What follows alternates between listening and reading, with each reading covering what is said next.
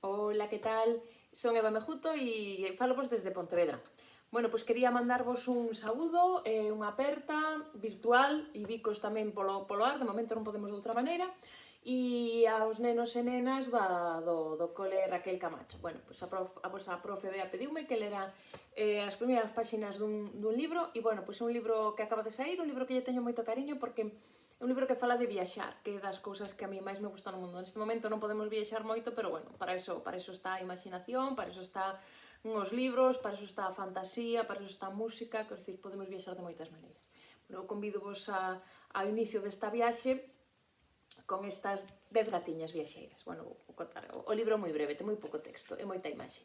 E é un libro que esta viaxe que a fixen acompañada, porque un álbum ilustrado faino unha escritora e neste caso un ilustrador, que é Víctor Rivas. Bueno, pois, as 10 gatiñas viaxeiras empezan así.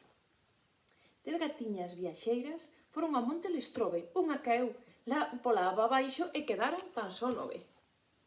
Aquí vemos as 9 gatiñas, as 10 gatiñas viaxeiras, e aquí vemos que hai unha que pode andar por aquí, que non ia coa roupa xeitada e, bueno, tivo aí un final un tanto complicado. Bueno, pois, empezaron 10, quedaron 9, e agora as 9 teñen que seguir viaxando, claro. E as 9 gatiñas viaxeiras cociñaron un biscoito. Unha espichou dunha enchenta e quedaron tan só 8, que claro, comeu tantas bicas, comeu tanta sobremesa xunta, e aquí quedaron. Aquí vemos a damnificada, que esta viaxe foi un pouco complicada. Vos ver que contou, porque empezaba 10, despois 9, agora 8, pois 8 gatiñas viaxeiras ian por Lugo en patinete. Unha chocou. En Lugo con que chocaría? Coa muralla. Unha chocou coa muralla e quedaron tan só 7. Aquí vemos. E a que caeu pola muralla, que lle pasou? Que lle pasaría para caer? Andaba un pouco despistada porque estaba facendo un selfie. Bueno, pois xa sabedes o que non tedes que facer cando estades paseando pola muralla en patinete.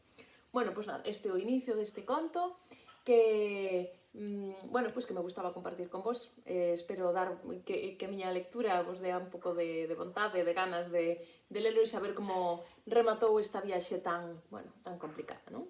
Bueno, en todo caso, eu convido-vos a ler, a viaxar, e bueno, pois espero que non tardando moito poda chegarme ao voso cole, lervos o libro en directo e que poidamos facer unha cousiña xuntos, sí? Bueno, pois unha aperta moi grande.